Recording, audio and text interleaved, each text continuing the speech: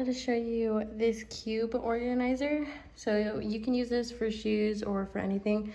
So this is what it looks like on top and on the bottom when it is put together, and then on the sides it does have the little small back piece in the back, so it is covered.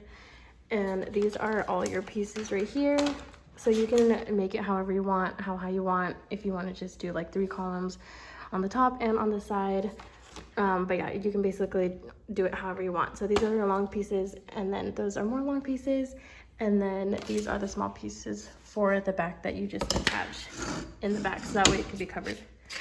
And these are the little things that you use to connect them. They're really easy to use.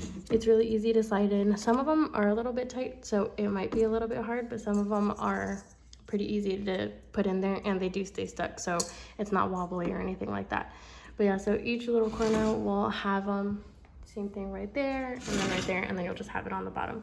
But yeah, this is a cool way to organize your stuff, and it looks really neat.